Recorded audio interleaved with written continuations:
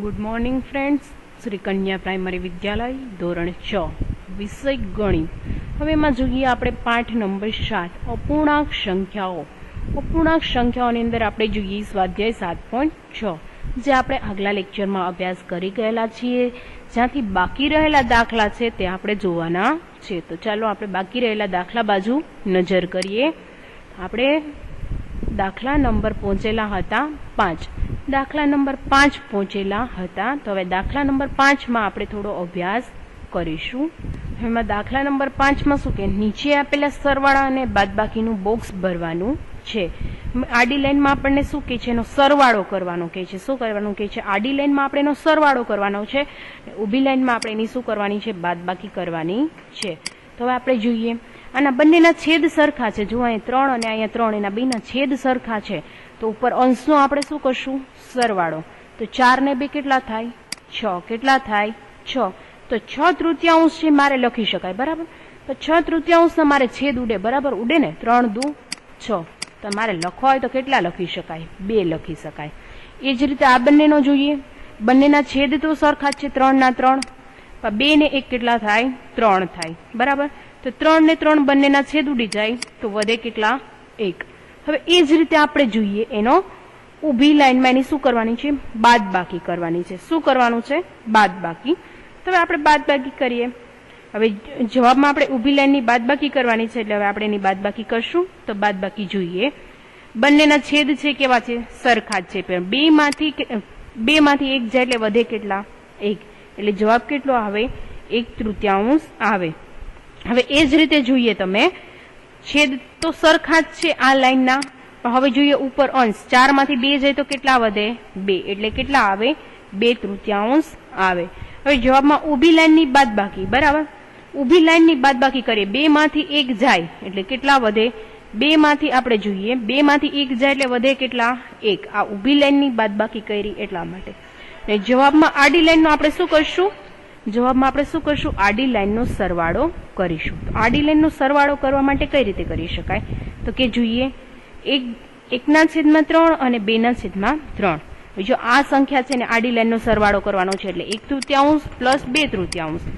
3 ના 3 છે એમનેમ રાખો. 3 ના ઉપર 2 ને 1 3. બંનેના છેદ ઉડી જાય એટલે જવાબ કેટલો આવે? 1. ઊભી લાઈનનો સરવાળાનો કે બાદબાકીનો જવાબ કેટલો આવે? 1 ના 1 આવે.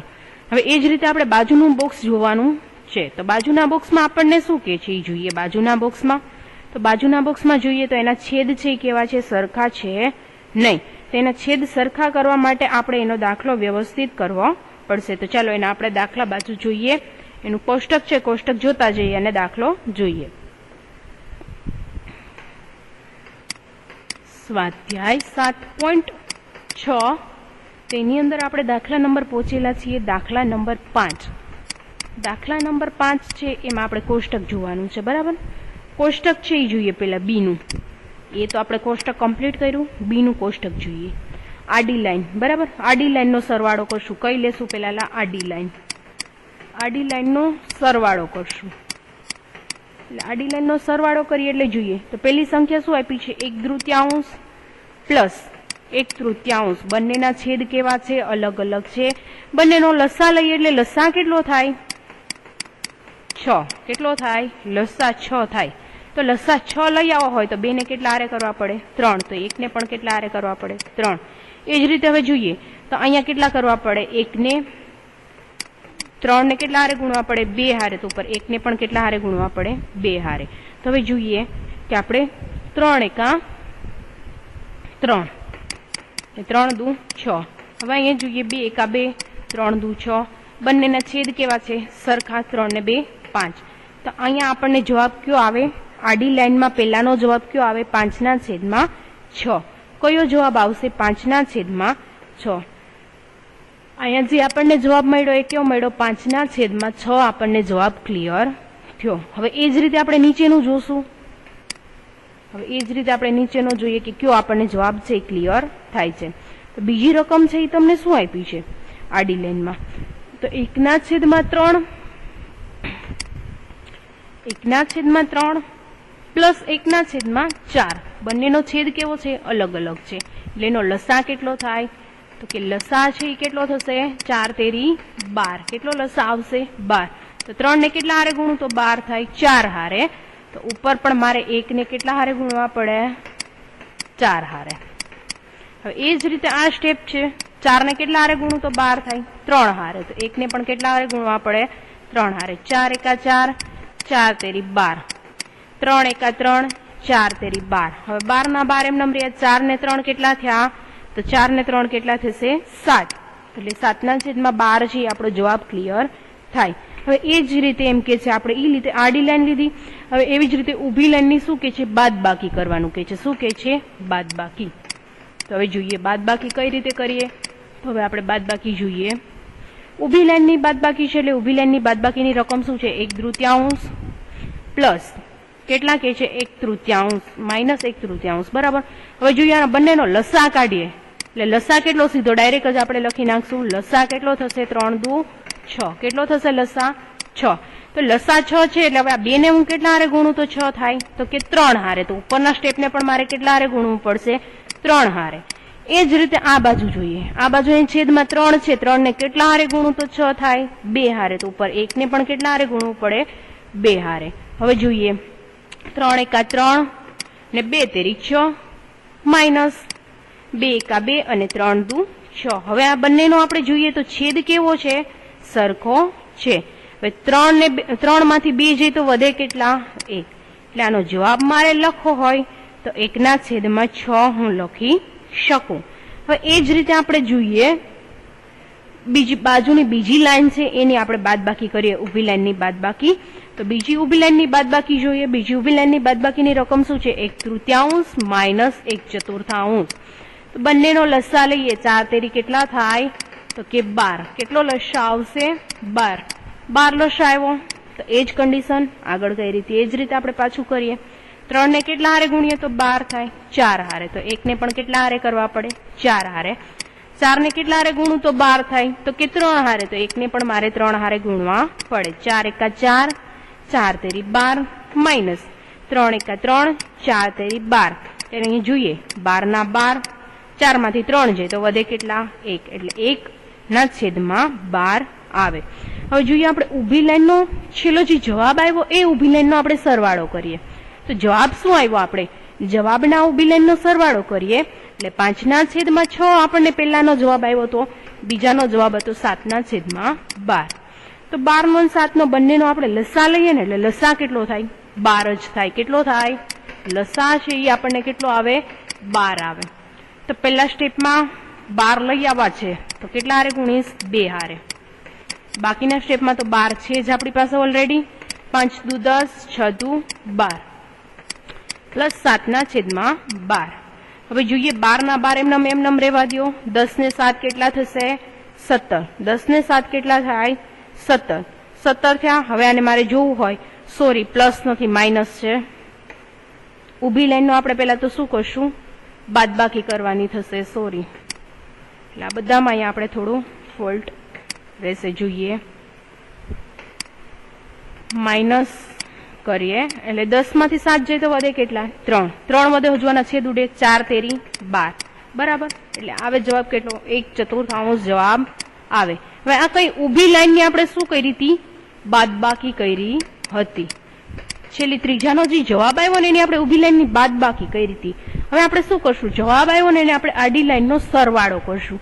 શું કરશું આડી લાઈનનો સરવાળો. શું કરશું સરવાળો. એટલે છેલ્લો જે ત્રીજી લાઈનમાં જવાબ આવ્યો ને એનો આપણે સરવાળો કરશું. 1 ના છેદમાં 6 પ્લસ 1 ના છેદમાં 12. હવે એના માટેનો સરવાળો કરીએ અને જોઈએ કે કઈ રીતે થાય છે એનો સરવાળો. તો સરવાળો આપણે જોઈ લઈએ.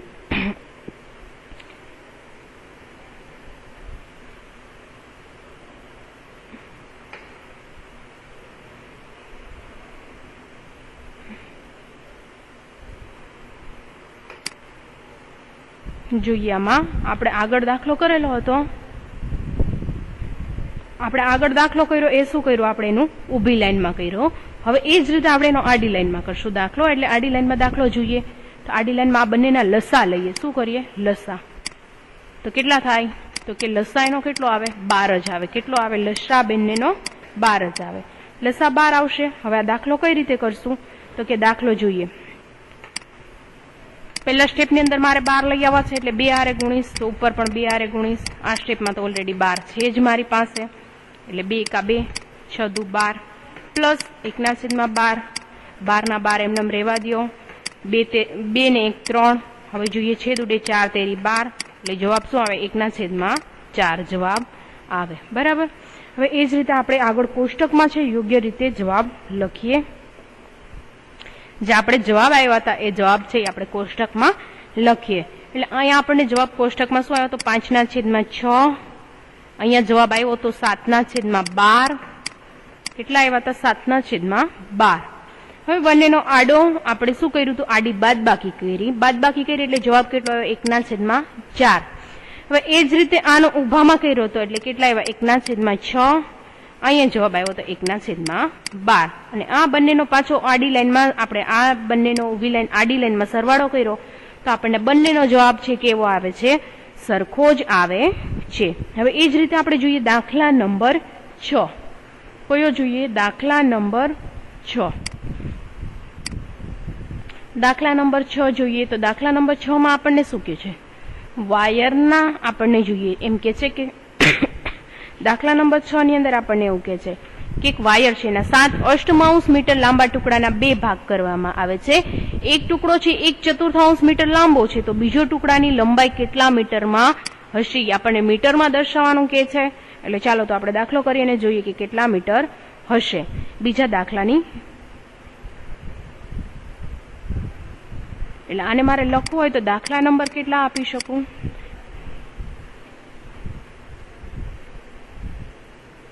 હવે જોઈએ અહીંયા આપણે દાખલા નંબર આપીએ. દાખલા નંબર 6. દાખલા નંબર 6 ની અંદર શું કે છે? વાયરના 2 ટુકડા છે. વાયરની મૂળ લંબાઈ કેટલી છે?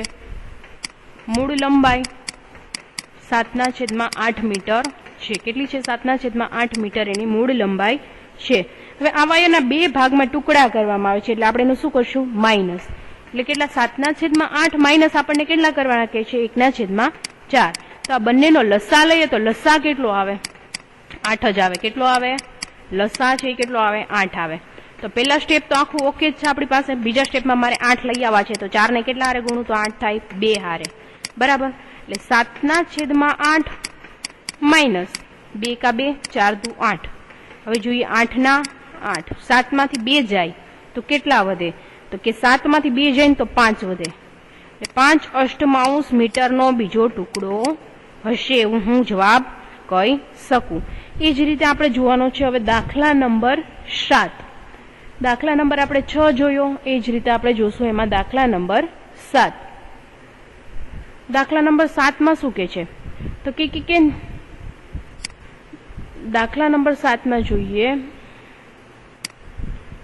શું કે છે? નંદનીનું ઘર એની શાળાથી 9/10 કિલોમીટર દૂર છે. તે થોડું ચાલી અને પછી બસમાં 1/3 કિલોમીટર રસ્તો કાપી સ્કૂલે પહોંચે છે તો તેણીએ કેટલો રસ્તો ચાલીને કાપ્યો હશે? એ આપણે જોવાનું છે કે તેણીએ કેટલો રસ્તો છે ચાલીને કાપ્યો હશે. ચાલો આપણે દાખલો કરી અને જોઈએ. દાખલા નંબર 7. દાખલા નંબર 7 કે એને કેટલો રસ્તો કાપ્યો હશે એટલે આનું પણ આપણે શું કરશું? માઇનસ કરશું. નંદનીના ઘરથી શાળાનું કુલ અંતર કેટલું છે? તો કે 9/10 કિલોમીટર છે. નંદનીએ બસ દ્વારા કાપેલું અંતર કેટલું? એને બસ દ્વારા અંતર કાપ્યું 1/3 અંતર કાપ્યું. હવે આ બંનેનો આપણે લસા લઈએ ને તો 10 નો અને 2 નો લસા કેટલો થાય? લસા તો 10 જ આવે. કેટલો આવે? લસા 10 જ આવે. કેટલો આવે? 10. તો હવે આ દાખલો જોઈએ. એટલે પેલું સ્ટેપ તો આપણી પાસે ઓકે જ છે પણ બીજા સ્ટેપમાં મારે 10 લઈ આવવા છે એટલે કેટલા હારે ગુણીશ? તો 10 આવે 5 હારે. તો એકને પણ કેટલા હારે કરવા પડે? 5.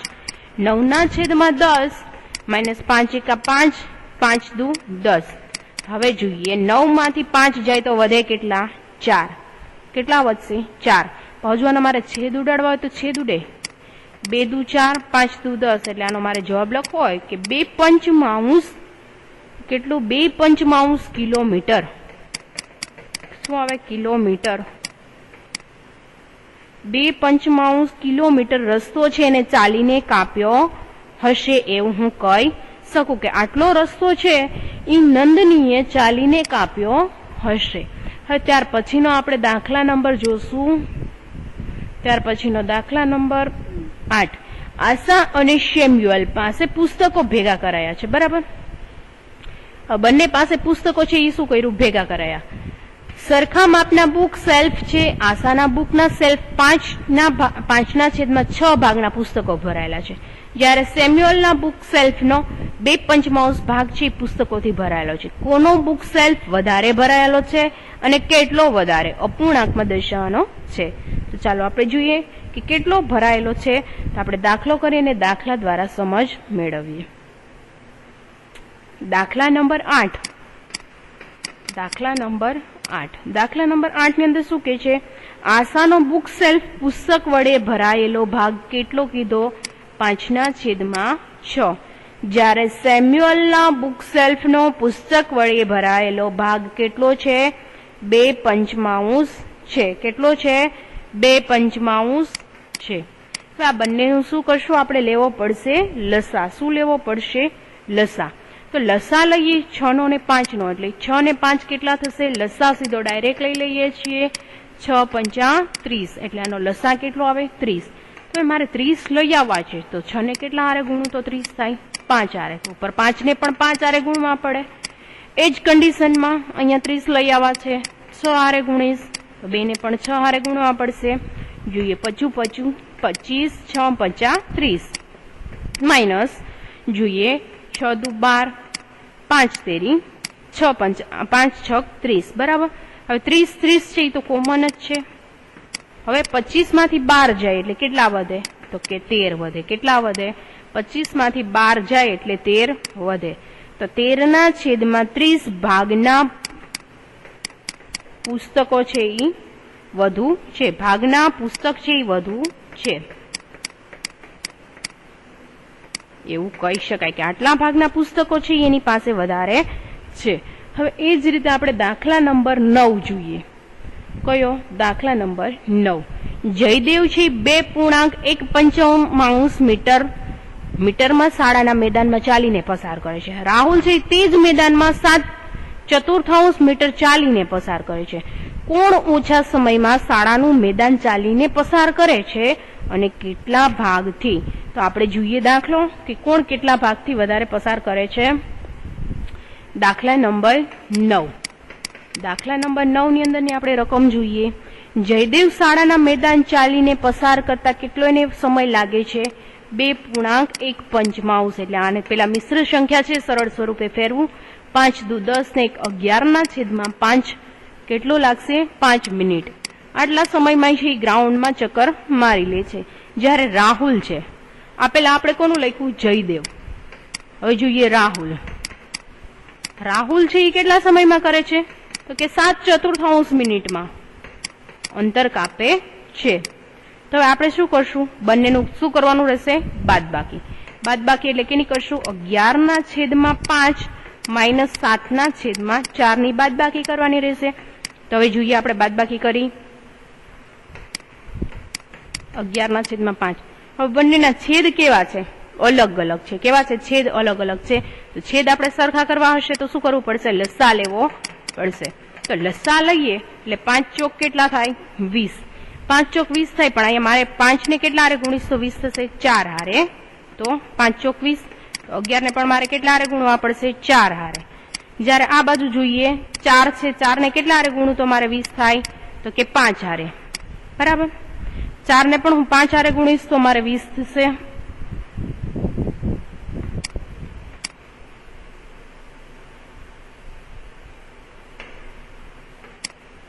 ચાર ને હું 5 હારે ગુણીશ તો 20 થશે. તો ઉપર 7 ને પણ મારે કેટલા હારે ગુણવા પડશે? 5 હારે. 11 ચોક કેટલા થાય? 44. 5 ચોક 20 માઇનસ 5 ચોક 20 ના 20, 7×5 = 35. હવે જોઈએ 20 ના 20. 44 માંથી 35 માઇનસ કરો એટલે વધે કેટલા? 9. કેટલા વધે? 9. પણ કેવા? એટલે હવે આને મારે લખવું હોય 9/20 મિનિટ શું કહીશું? જેટલા ભાગથી ઓછો સમય લાગે છે જયદેવ કરતા. કોના કરતા? જયદેવ કરતા આટલા ભાગનો સમય એને ઓછો લાગે છે. હવે એ જ રીતે આપણે ઉપરના દાખલામાં એક સેજ આપણે જોઈ લઈએ. આ જવાબ લખવાનો તો એમાં હતું કે ખાલી 13/30 ભાગના પુસ્તકો વધે છે, પણ કોના બુક સેલ્ફમાં વધે છે એ આપણે લખતા ભૂલી ગયેલા હતા. તો કોના બુક સેલ્ફમાં વધે છે? આશાના બુક સેલ્ફમાં વધે છે. કોના બુક સેલ્ફમાં વધશે? આશાના બુક સેલ્ફમાં વધશે. તો આપણે છે આ સ્વાધ્યાય છે એ આપણે અહીંયા આપણું કમ્પ્લીટ થાય છે, જ્યાં અહીંયા આપણે આખું સ્વાધ્યાયનો અભ્યાસ કરી ગયેલા છીએ. તો થેન્ક યુ મિત્રો.